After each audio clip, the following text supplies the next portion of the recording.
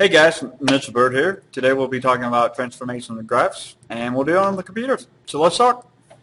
To help me show how the graphs move, we'll be using GeoGebra, which is a great program to try different math things. It will allow you to see how things work. So right now I have the x squared function up. This is what we're looking at. And I have some of the other functions plugged in, and luckily we have all different colors. And beyond that one. So let's look at what happens when I add 5 to outside of the equation. And as some of y'all may have guessed, we actually move up by 5, and that's because we are adding to it after each square. And that we call that a translation up by 5. Now if I want to translate it down, I'm sure some of y'all are guessing, I can do a -5. So we look here, and we move down 5. So when we have it outside of the exponent without the parentheses, we move up and down. Okay? Now I'm going to take these two off, and let's look at what happens when we have it inside the parentheses. So we start here, and as this comes up, you see we shift left 5. And now some of y'all might be thinking, wait. Plus, shouldn't we be moving on the positive side? And a lot of people think this. This is wrong, though. We actually move opposite. And if you kind of think about it, I'm sure you can figure it out. But the actual equation we'll talk about soon of the standard form will have it as a negative. So when we see a plus there, it's a minus. So if we have a minus, we actually move to the right 5. And this is something that's very important, and we need to have a firm understanding of this. All right. Now we also have dilutions and expansion. So if I multiply by 2, we actually dilute it because it's we shrink it down because it grows quicker. And now you can see the black is inside the gray, this one we use. And it is growing faster. And as I zoom out, we can see more and more of a space. Now when I divide by 2, it is wider, and it's the darker line. And again, it's growing more slowly, so as I zoom out, we get further and further apart. Now let's look at the absolute value. Luckily, we kind of keep the same rules on everything. We're just not squaring. So instead of having the parentheses, now we're going to be inside and outside the parentheses. Absolute value. So we look here, and this is plus 5 outside of the absolute value. So we can expect it to move up, just like our quadratic.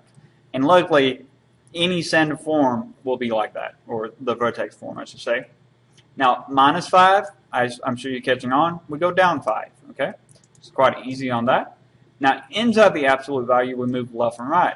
And again, a plus 5 will move it to the left on the negative side. And this is a very confusing way, and a lot of people get this confused. So make sure you understand that a plus 5 inside of it moves left. And minus 5, again, will move it to the right. Then once again, if we multiply by 2, it grows quicker, so it's skinnier. And if we divide by 2, it grows slower, so it is fatter, or wider, if you will. The last one I want to look at is exponential, and that's 2 to the power of x, meaning that the power, or the exponential number, is growing instead of the base. So we look at 2 to the power of x, and we see that this grows extremely quickly. In fact, by the time we hit 20, we would be much higher than 100, 200 even. We'll be in the millions, I think. So we use this to find compound interest, credit cards, bank accounts. We'll use this, and also to figure out how nature works. You use it in chemistry and biology a lot. So very important equation.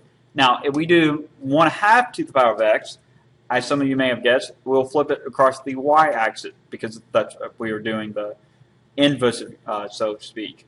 And this looks exactly the same, just flip across the y-axis. And as we get to -10, we are growing very quick. And as we approach the positive infinity, or as we keep going to the right, we get very close to 0, but never hitting it. Just like with the 2x, as we approach negative infinity, we never quite hit 0, but we come very close. And with the negative 2x, we'll flip it across the x-axis. So this is just below the 0 line. And it decreases at an extremely fast rate. If you want, you can plug these into the calculator, or you can go to one of the, go to Google and plug in 2 to the power of a very large number. Try 100, 1,000, even if you want, and see what you get.